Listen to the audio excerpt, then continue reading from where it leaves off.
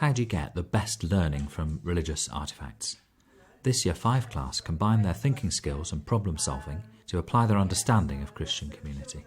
Pupils decide what advice they would give to the school's local vicar. Which artefact should he give to the people he meets this week? There are 9 objects that I want you all to look at in a second in groups of 6. But when you look at them, first of all, I want you to take great care when you look at them.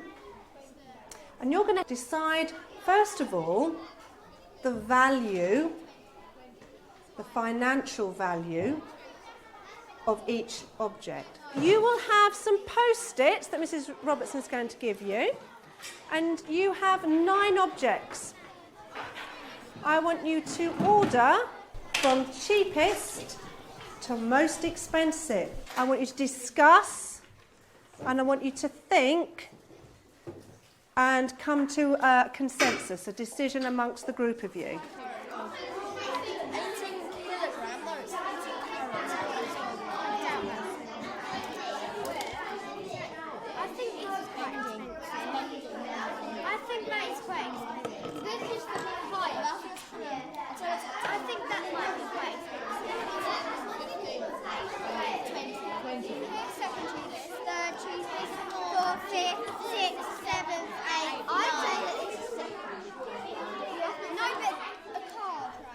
You're going to use your red hat thinking to decide which object to give to those people that Reverend Hudson has to meet in the week. So how do those objects make you feel?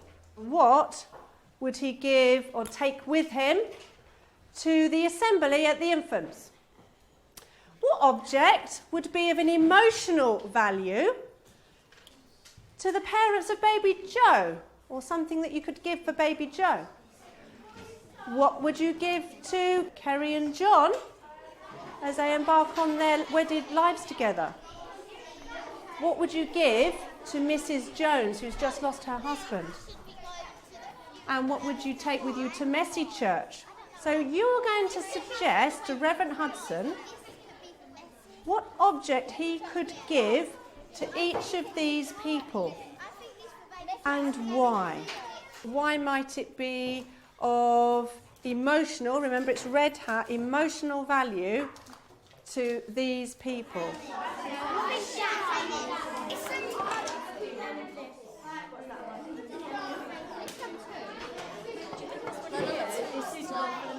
So I could see and hear there was lots of discussion. We chose... Do you want to open it up?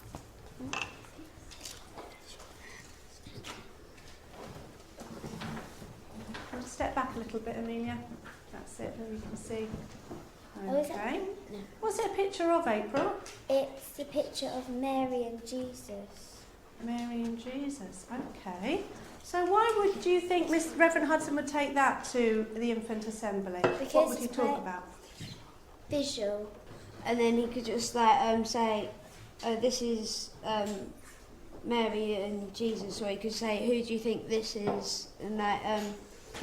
Do you think he could choose a story of perhaps when he was growing up, and some of the people that he met, one of the stories from the Bible? He could introduce a story perhaps from the Bible. It's colourful and very easy to see. Okay. So it could be hung up in the classroom or something. Hung up in the classroom, perhaps, yeah? Then they can see it. So then infants can see it when they walk past, remembering Jesus. Remembering Jesus in their everyday lives, perhaps, yeah. What did you have for the baby, Jay? It's just nice, but... It's got pictures of rabbits on, hasn't it? Different animals, yeah. It's quite... It's suitable for his age when he's young. Yeah, it's age appropriate. What did you, childlike, okay. Lots of pictures, and you can move things around, and she could talk about all of the stories and different things that Jesus said. The different stories from the Bible. Okay. What's he going to take to perhaps help them on their start of a life together? Because it's about love. Can you hold it up so everyone can see it? It's about love. Can you read it aloud to us then? What does it say? It says love always protects, always trusts, always hopes, always preserves. Always Perseveres. So why did you decide to give that to Kerry and John? Because it's all about love, and it's saying they both always protect each other. So Kerry and John, trust. right? They Yeah. can trust each other. Hold it up so everyone can see. Okay, what does it say on the front, Ellie? You are loved. You are loved. And even though Mr. Jones is dead, you'll still be loved by God. Mrs. Jones is still loved by God. That's a lovely thought, yes, Ellie. The family of the church community are still looking after her and she's still loved.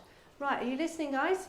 So, the final one was Messy Church with the 7 to 11s. The Messy Church, as you said, was where they do like arts and craft, and this looks like they've done this out of arts and craft. So they could make that, could Yeah. they, in clay? Okay, and finally, Imogen, your one? We thought that this would be a good idea for the Messy Church because it's quite easy to make, Yeah, and definitely. it's really related to Jesus dying on the cross, so it tells a story as well. So I want you to think, using Red Hat as well, if there were any object that you would choose to help you remember any faith that you have, what would you choose for yourself? Any object. Doesn't have to be an object that you've seen here today. It might be something you have at home. It might be something that isn't necessarily religious, Alex. It might not be a cross.